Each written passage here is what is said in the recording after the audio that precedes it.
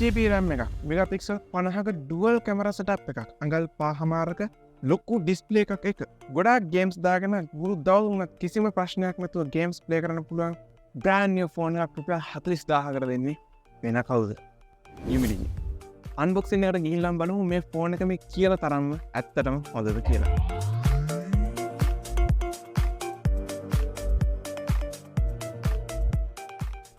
Box එකේ අපිට phone එක බැක් කවර් එක කේබල් එක චාර්ජර් එක සහ SIM ejector tool එක වගේම user manual එක බලා ගන්න පුළුවන්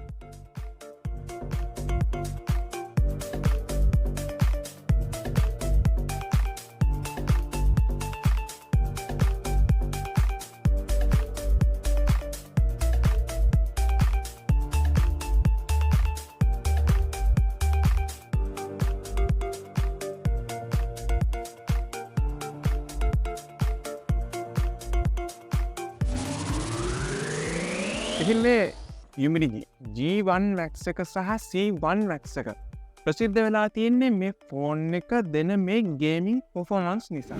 ඉතින් බජට් රේන්ජ් එකේ ලැග් නැතුව ගේම්ස් හොඳට ප්ලේ කරන්න පුළුවන් ෆෝන් එකක් විදිහට තමයි මේ ෆෝන් එක ප්‍රසිද්ධ. ඒක ඉතින් මේ ස්පෙක්ස් බලුවම ඕන කෙනෙක්ට තේරෙනවානේ. ඉතින් මේ ෆෝන් එකත් එක්ක ෆෝන්ස් දෙකක් රිලීස් වුණා. ඒ කියන්නේ C1 Max එක සහ C1 Max එක විදිහට ෆෝන්ස් දෙකක් විදිහට තමයි මේක රිලීස් වුණේ. මේ ෆෝන්ස් දෙකේ එකම වෙනස මේ ෆෝන්ස් දෙකේ ඩිසයින් එක. ඉතින් මේ ෆෝන්ස් දෙකේ ස්පෙක්ස් හැම එකක්ම 100%ක් සමානයි. හැබැයි C1 Max එකේ අපිට තියෙන්නේ කර්ව් ඩිසයින් එකක්. ඒත් එක්කම G1 Max එක බොක්සි ඩිසයින් එකක් විදිහට තමයි බලා ගන්න පුළුවන් වෙන්නේ. ඩිසයින් එක ගැන කිව්වම අපිට මේ ෆෝන් එකේ බලා ගන්න පුළුවන් ෆින්ගර්ප්‍රින්ට් ඇලෙන්නේ නැති ප්ලාස්ටික් එකකින් හදපු බොඩි එකක්. ඒත් එක්කම බැක් එකේ අපිට උඩින්ම ඩුවල් කැමරා සෙටප් එක බලා ගන්න පුළුවන්. ඒකත් එක්කම LED එකක් තියෙනවා. ඒත් එක්කම යටට වෙන්න මෙයාලගේ විෂන් එක සහ ලෝගෝ එක අපිට බලා ගන්න පුළුවන්. ඉතින් ෆෝන් එකේ buttons and port ගැන බලුවොත් යටින්ම අපිට main mic එක, USB type C port එක, main speaker එක සහ දකුණු පැත්තේ fingerprint sensor එකත් එක්ක එන power button එක, volume buttons සහ උඩින්ම 3.5mm headphone port එක, secondary mic එක සහ වම් පැත්තේ අපිට hybrid SIM tray එක බලා ගන්න පුළුවන්. ඉතින් මේ buttons and port ගැන විශේෂයෙන් කතා කරන දෙයක් නැහැනේ. ඒ නිසා අපි ඩිසයින් එකේම තව පාට එකක් වෙන ඩිස්ප්ලේ එක ගැන කතා කරමු. ඉතින් මේ ෆෝන් එකේ ඩිස්ප්ලේ එක ගැන බැලුවොත් මේ මිලට තියෙන අනිත් ෆෝන් වලට සාපේක්ෂව brightness level එක ටිකක් වැඩි, හොඳ colors තියෙන ලොකු ඩිස්ප්ලේ එකක් අපිට බලා ගන්න පුළුවන්. ඇත්තටම මේ මිලට brand new ගන්න තියෙන හොඳ ඩිස්ප්ලේ එකක්. මේ ඩිස්ප්ලේ එකෙන් මම සෑහීමකට පත් වෙනවද? නෑ. ඒ ඇයි කියලා කිව්වොත් මේ ඩිස්ප්ලේ එක 720p resolution එකකින් තියෙන්නේ. ඒක මේ මිලට කමක් නැහැ කියමුකෝ. හරි. මේ ෆෝන් එක රුපියල් 40000 price range එකේ තමයි තියෙන්නේ. එතකොට මීට අවුරුදු කිහිපයකට කලින් රිලීස් වුණ Redmi 8A dual ෆෝන් එක රුපියල් 20000 price range එකේ තියෙන්නේ. අපි මේ දෙක කම්පෙයාර් කරලා බලමුකෝ. මේ දෙකේ ලොකුම වෙනස පේනවා අර රුපියල් 20000 ෆෝන් එකේ ඩිස්ප්ලේ එක ටිකක් පොඩි UMIDIGI මේ G1 Max එක හෝ C1 Max එකට වඩා. අපි ඒක අමතක කළා. මේ ෆෝන්ස් දෙක අත් දෙකේ තියාගෙන විනාඩි දෙකක් විතර පාවිච්චි කරද්දී ඕනම කෙනෙක්ට මේ දෙකේ වෙනස හොඳටම තේරෙනවා. මොකද මේ රුපියල් 20000 ෆෝන් එකේ තියෙන PPI ගාන සහ මේ රුපියල් 40000 මේ තියෙන ෆෝන් එකේ PPI ගාන අගන් කීපයක වෙනසක් තියෙනවා. ඒකත් අපිට දැනෙනවා. පොඩි ටෙක්ස් ගොඩක් ෂාර්ප් අපිට UMIDIGI එකකින් බලා ගන්න බෑ. අර 20000 ෆෝන් එකට වඩා. ඒත් එකම රෙසලූෂන් එකත් අඩුයි. විශේෂයෙන්ම ටච් ස්ක්‍රීන් එක. මේ UMIDIGI ලගෙන් මට මං කැමතිම නැති දේ තමයි මේ ටච් ස්ක්‍රීන් එක. මගේ කලින් වීඩියෝ එකත් මම මේක කතා කරා. අපි කීබෝඩ් එකේ එක දිගට ටිකක් ෆාස්ට් දෙයක් ටයිප් කරද්දී අපි M අකුර ගැහුවොත් ටයිප් වෙන්නේ N අකුර. එහෙම නැත්නම් බෑක් ස්පේස් වෙලා යනවා. බෝ දැන් හොඳට වැඩි. කලින් වැඩ කරේ නැද්ද? මේ හිර වෙනවා තැන් තැන් වල. කරවන්න.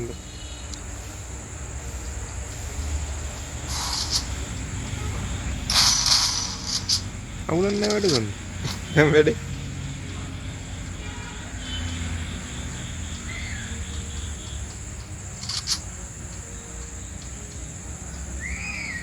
මේක මෙහෙම කිව්වට තේරෙන්නේ නැහැ. ඒක ගහ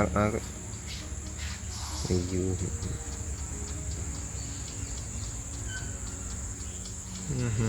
අන්න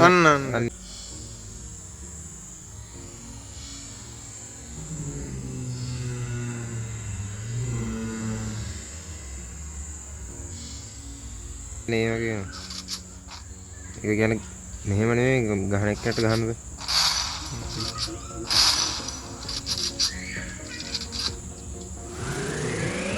ඉතින් මේ UMIDIGI බ්‍රෑන්ඩ් එක මේ පාවෙනවා මෙන්න මේ වගේ එක පොඩි දේවල්. මේ අතරම පොඩිමත් නැහැ. මෙන්න මේ වගේ දේවල් නිසා එපා වෙලා යනවා මේ UMIDIGI බ්‍රෑන්ඩ් එකම. හරි කොහොම වුණත් අපිට මේ ඩිස්ප්ලේ එකේ බලා ගන්න පුළුවන් අගල් 6.52ක 1600 වල 720 කියන රෙසලූෂන් එකේ 20:9 කියන රේෂියෝ එක තියෙන ඩිස්ප්ලේ එකක් අපිට මේකෙන් බලා ගන්න පුළුවන්. ඉතින් ගේම්ස් ගහන අයට, වෙබ් බ්‍රවුසින් කරන අයට, විශේෂයෙන්ම සෝෂල් මීඩියා සහ ෆිල්ම්ස් බලන අයට ගැලපෙන ඩිස්ප්ලේ එකක් විදියට මෙන්න මේ ඩිස්ප්ලේ එක අඳුරගන්න පුළුවන්. ඉතින් කට්ටිය කියන්නේ මේක ගේමින් ෆෝන් එකක් කියලා. මේ ෆෝන් එක ප්‍රසිද්ධ එනමට. ඇත්තටම මේ G1 Max එකේ වීඩියෝ එකක් මගේ වීව කෙනෙක් කමෙන්ට් එකකින් ඉල්ලුවා. ඉතින් සාමාන්‍යයෙන් මේ ෆෝන්ස් ගන්න ගේම්ස් ගහනනේ. ඉතින් මේ ගේමින් පර්ෆෝමන්ස් ගැන මම ටිකක් වැඩිපුර හෙව්වා. අපි ඒ ගැන ටිකක් වැඩිපුර මේ වීඩියෝෙන් කතා කරමු. මුලින්ම කියන්න ඕන ලංකාවේ අනිත් YouTube channel වලින් කරපු රිවිව් වල තියෙන අර wow performance මට මේකෙන් ගන්න බැරි වුණා. ඒ අවුලක්ම නැහැ දැනට brand new ගන්න තියෙන ෆෝන් වලින් මේ වගේ performance එකක් ගන්න බෑ. හැබැයි අර channel වලින් කියපු තරම් performance එකක් මට ගන්න බැරි වුණා. ගේම් එකක් අපි low setting වලදී පාවිච්චි කරොත් lag නැතුව ටිකක් රත් වෙන්නේ නැතුව සහ frame drop වෙන්නේ නැතුව වගේ පාවිච්චි කරන්න පුළුවන්. ඒ වුණත් ටිකක් high settings මම කියන්නේ ultra setting වලට නෙමෙයි high settings වලට ගිහිල්ලා ටික වෙලා ෆෝන් එක පාවිච්චි කරද්දී ෆෝන් එක රත් වෙන්න ගන්නවා. ඒ රත් වෙන එක අතර දැනෙනවා ටිකක් වැඩිපුර දැනෙනවා. එතකොට ඊට ගමන් frame drop වෙනවා. පොඩ්ඩක් විතර lag එකක් තියෙනවා. මේ වගේ පොඩි දේවල් ටිකක් තියෙනවා. අපිට ultra setting වලට යන්න බෑ. high setting පාවිච්චි කරන්න පුළුවන්. ෆෝන් එක ටිකක් එතකොට ඉක්මනට බැටරිත් බහිනවා. high setting පාවිච්චි කරද්දී. එතකම මේ ෆෝන් එකේ තියෙන ටච් එකේ ප්‍රශ්න නිසා ටිකක් වැඩිපුර අපි ඇඟිලි එහාට මෙහාට කරලා චූටි දේවල් ටච් කරන ගේම්ස් පාවිච්චි කරන්න ගියොත් නම් අවුල් වෙනවා. ගේම්ස් ප්ලේ කරන්න බැරි ගානට එනවා. ඒත් එකම ඔයා ගේම්ස් ගහද්දී අතට පොඩ්ඩක් දාඩිය දැම්මොත් ඒ ටච් කරාට වැඩක් නැහැ. ඒක ටච් වෙන්නේ නැහැ. ඒත් එක්කම normal medium settings යටතේ ගේම්ස් ප්ලේ කරගන්න පුළුවන් කිසිම ප්‍රශ්නයක් නැතුව. normal heat එකක් යටතේ හොඳ frame rate එකක් අපිට මේකේ ගේම්ස් ප්ලේ කරගන්න පුළුවන්. මේ ෆෝන් එකට පාවිච්චි කරලා තියෙන චිප්සෙට් එක ටිකක් පරණ චිප්සෙට් එකක්. 2019 විතර තියෙන චිප්සෙට් එකක්. ඉතින් ඔයා ගේම්ස් ගහන්නම ගන්නවා නම් මේ ෆෝන් එක දැනට ඇවිල්ලා තියෙන ගොඩක් ගේම්ස් අපිට මේකේ රන් කරගන්න පුළුවන්. ඒත් තව අවුරුද්දකින් දෙකකින් එන ගේම්ස් රන් කරගන්න පුළුවන් වෙයිද කියලා සැකයක් තියෙනවා. මොකද දැන් එන ගේම්ස් අපිට මීඩියම් ලෝ සෙටිංග් වල තමයි normal ප්ලේ කරගන්න පුළුවන්. high වලට ගියොත් එක්ක frame drop වෙනවා, ෆෝන් එක overheat වෙනවා. overheat වෙන්නේ නැහැ. ටිකක් වැඩිපුර heat වෙනවා. ඒත් එක්කම බැටරියත් ඉක්මනට බහිනවා.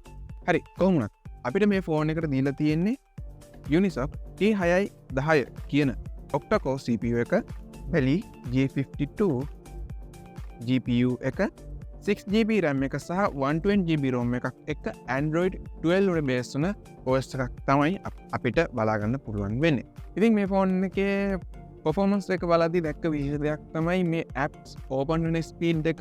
ඒත් එකම background එකේ app run වෙලා අපි multitasking වගේ කරනවා නම් background එකේ apps open එකේම තියෙනවා. මොකද 6GB RAM එකක් තියෙන නිසා background app open එකේම තියෙනවා. ඒත් එකම app එකක් install වෙන speed එක මම කිසිම ෆෝන් එකක දැකලා ඇති ස්පීඩ් එකකින් මේක ෆෝන් එකේ apps install වෙන අපිට බලාගන්න පුළුවන්. ඒ කියන්නේ මේ download speed එක නෙවෙයි. අපි APK එකක් අරගෙන හරි app එකක් install කරද්දී ඒ install වෙන speed එක සහ web browsing කරද්දී එන speed එක මේ වගේ දේවල් අනිත් smartphone වල බලාගන්න ටිකක් අඩුයි මේ මිලට. ඒත් එක්කම games ගහන කෙනෙක්ට තව වැදගත් දෙයක් තමයි ping එක. internet speed එක. ඔයා ගෙදරක හරි ඔෆිස් එකක හරි මොකක් එක තැනක ඉඳන් ගේම්ස් ප්ලේ කරනවා නම් ඒ කියන්නේ මේ බස් එකක හරි වාහනයක හරි කොහේ හරි යන ගමන් නෙවෙයි එක තැනක ඉඳන් ගේම්ස් ප්ලේ කරනවා නම් normal ප්‍රශ්නයක් නෑ. හැබැයි ඔයා move වෙනවා නම් බස් එකක කොහේ හරි යනවා නම් හරි වාහනයක කොහේ හරි යනවා නම් හරි සිගනල් හොයන වහලුට නගින්න වෙන ප්‍රශ්නයක් තමයි තියන්නේ 4G පෙන්න්නනවා හැබැයි පිං එක මාර විදිර වැඩි ඔන්ලයින් ගේම්ස් නම් ප්ලේ කරන්න බැරි වෙන තරමේ පොඩි අවුලක් තියෙනවා පොඩි සිගනල් අවුලක් තියෙනවා එක තැනකින් නම් පාවිච්චි කරනවා මේක කිසි ප්‍රශ්නයක් නැහැ ඕවරෝල් මේ මිලට මේ දීපු දේවල් මේ දීපු පොෆෝමන්ස් ඇත්තරම හොඳයි වෙන කිසිම් බ්‍රෑන්්ඩයක මේ මිලට මේ වගේ පොෆෝමන්ස් දෙන්නේ නැහැ ඉතින් ෆෝන්යක් ගනින්දී අපි හැමෝම ඊළඟට ලොකුටම බලලා තමයි කැමරාව 50 මෙගාපික්සල් මේන් කැමරාවක් 2 මෙගාපික්සල් ඩෙප් කැමරාවක් සහ 8 මෙගාපික්සල් සෙල්ෆි කැමරාවක් අපිට මේක බලාගන්න පුළුවන් 1080p 30fps විඩියෝ එකක් රෙකෝඩ් කරන්න පුළුවන් වගේම සෙල්ෆි කැමරාවෙන් 720p විතරයි වීඩියෝස් රෙකෝඩ් කරන්න පුළුවන් වෙන්නේ ඉතින් HDR ෆොටෝස් කැප්චර් කරන්න පුළුවන් පහසුකම 1080p වීඩියෝස් මේ වගේ ෆීචර්ස් එක්ක ඔයාට මේ කැමර සෙටප් එකකින් වැඩක් ගන්න ඕන්න එක්ක ඔයා ඒ ෆොටෝ එක ගන්න තැන ගොඩක් ලයිට් තියෙන්න ඕන එම නැත්නම් දවාලේ එලි මහන් තැනක ෆොටෝ එකක් ගන්න ඕන මේ UMIDIGI ෆෝන් වල තියෙන තව එක අවුලක් තමයි කැමරාවේ මේ අඩු පර්ෆෝමන්ස් හිතන්න ඔයා ෆොටෝ එක ගන්න තැන එළිය ගොඩක් අඩුයි කියලා එයාට ඒ ෆොටෝ එකකින් වැඩක් ගන්න බෑ පොඩ්ඩ අඳුර වැටෙන ගමන් මුළු ෆොටෝ එකෙම ගන්නම දෙයක් නැති වෙලා යනවා ඒත් එක මේ ෆොටෝස් වල දැක්ක තව දෙයක් තමයි මේ ෆොටෝස් ෆ්ලැට් ඒ කියන්නේ කිසිම මේක ඩෙප්ත් සෙන්සර් එකක් තිබ්බට කිසිම ඩෙප්ත් ගතියක් නැහැ අතරම ෆොටෝ එක ෆේඩ් වෙච්ච ගොඩක් ස්මූත් ෆොටෝ එකක් තියෙන්නේ මෙගාපික්සල් 50 කැමරාවකින් කැප්චර් කරත් ඩීටේල්ස් ගොඩක් අඩුයි මම අර කලින් කිව්ව 20000 ෆෝන් එකේ තියෙන්නේ 13 මෙගාපික්සල් කැමරාවක් අතරම මේ ෆෝන් එකට වඩා අර ෆෝන් එකේ ඩීටේල්ස් තියෙනවා වගේ පේනවා මේ ෆෝන් එකෙන් මේ UMIDIGI ෆෝන් එකෙන් ගත්ත ෆොටෝ එකක් zoom නොකරන තාක්කල් හොඳ ෆොටෝ එකක් වගේ පෙන්නට zoom කරපු ගමන් වැරදි පේන්න ගන්නවා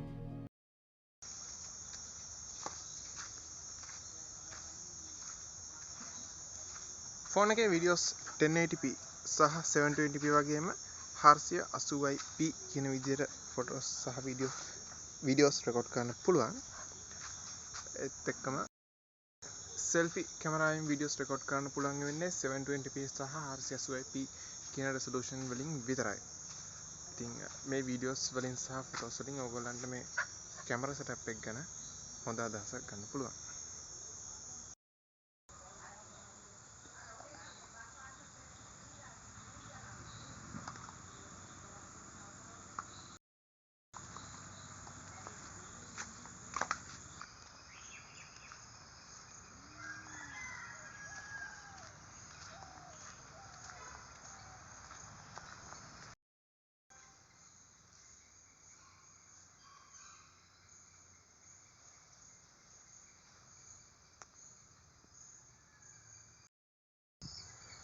හරි ඉතින් මේ කැමරාව ගැන තව පොඩි දෙයක් පෙන්වන්න ඕන මොකද මම වීඩියෝස් ගත්තේ රෑ හවස් වෙන්න දවල් වරුවේ වීඩියෝ එකක් ගන්න බැරි වුණා මොකද ෆෝන් එක මං ගාව නෙමෙයි තියෙන්නේ ඉතින් ටිකක් අමාරුයි වීඩියෝස් ගන්න ඉතින් දවල් වෙලාවේ වීඩියෝක් තියෙනවා අර කලින් හවස් තිබ්බේ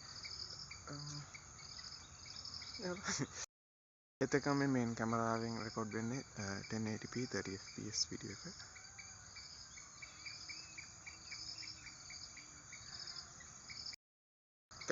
කැමරාව ගැන කියන්න තියෙන අවුල තමයි නෝමල් මෙහෙම බලද්දි කිසි ප්‍රශ්නයක් පේනුනේ නැති වුණාට මේක අපි zoom කරන්න පුළුවන් 2x zoom කරලා වගේ බලන්න ගියාම මේ details මදි කියලා පේනවා මගේ අර අනිත් ෆෝන් එකටත් වැඩිය එහෙම පොඩි අවුලක් තියෙනවා එහෙම නැතුව අවුලක් නැහැ අත්‍තරම දවල්ට ෆොටෝ එකක් ගනිද්දි ඩීටේල්ස් තියෙනවා ප්‍රශ්නයක් නැහැ පාවිච්චි කරන්න පුළුවන් අර වගේ පොඩි ප්‍රශ්න කිහිපයක් තියෙනවා ඉතින් කැමරාව ගන්න සයිම් එකට පත් වෙන්න බෑ ලකුණු 10න් 5ක් වගේ දෙන්න පුළුවන් නෝමල් කැමරා සෙටප් එකක් තියෙන්නේ එතකම UMIDIGI ලගේ සයිට් එකේ මේ ගත්තු ෆොටෝස් මොකින් අරගෙනද කියලා කියන්න බෑ කොහොමද මේ ෆෝන් එකෙන් නම් නෙවෙයි අරන් තියෙන්නේ මේ ෆෝන් එකේ කිසිම විදියකට මේ වගේ ෆොටෝ එකක් කැප්චර් කරගන්න බැරි වෙනවා ඉතින් මේ හැම දෙයක්ම මේ ෆෝන් එක පවර් අප් කරන්න 5150 මිලියම්පියර් ලොකු බැටරි එකක් තියෙනවා ඉතින් මේකට එන 10 watt charger එකෙන් පැය දෙකමාරක් විතර ඇතුළත ෆුල් charge කරගත්තම සම්පූර්ණ දවසක් කිසි ප්‍රශ්නයක් නැතුව යූස් කරන්න පුළුවන් ඔයා හෙවි ගේම කෙනෙක් නම් ඇය 5ක 6ක ස්ක්‍රීන් ඔන් ටයිම් එකක් බලාගන්න පුළුවන්. ඉතින් මේ මිලට බ්‍රෑන්ඩ් නිව් ගන්න තියෙන ෆෝන් එකක් විදිහට මම මේ ෆෝන් එකේ දැක්ක විශේෂ ෆීචර්ස් තමයි. අනිත් ෆෝන් වල නැති පර්ෆෝමන්ස් අපිට බලා ගන්න පුළුවන්. ඒත් එක්කම ලොකු බැටරි එකක් තියෙනවා. ලස්සන ඩිසයින් එකක් තියෙනවා. ඒත් එක්කම අපිට එකම ෆෝන් එකකින් version දෙකක් තියෙනවා අපේ choice එක අනුව choose කරගන්න. ඒ කියන්නේ curve design එකකට කැමති කට්ටියට C1 එක තියෙනවා. boxy design එකකට කැමති කට්ටියට G1 එක තියෙනවා. මේ විදිහට අපිට options ගොඩක් බලා ගන්න පුළුවන්. ඒත් එක්කම ෆෝන් එකටම back cover එකක් එනවා, 10 watt charger එකක් එනවා. ඉතින් මේ ෆෝන් එක ගැලපෙන්නේ කාටද? ඔයා social media පාවිච්චි කරන, ගොඩක් films බලන, ගොඩක් games ගහන කෙනෙක් නම් මේකේ මේ තියෙන gaming performance flagship මට්ටමේ තියෙන ෆෝන් එක compare කරන්න එපා. මේක ටිකක් මිල අඩුයි. රුපියල් 5000ට අඩුවෙනි ෆෝන් එක. ඒ මට්ටමේ ගන්න තියෙන හොඳ ගේමින් පර්ෆෝමන්ස් එකක් අපිට මේක බලා ගන්න පුළුවන්. ඉතින් මම මේ ෆෝන් එක රෙකමන්ඩ් කරන්නේ ඔයා ෆිල්ම්ස් බලන, සෝෂල් මීඩියා යූස් කරන සහ ගේම්ස් ප්ලේ කරන අයට මේ ෆෝන් එක රෙකමන්ඩ් කරන්න පුළුවන්.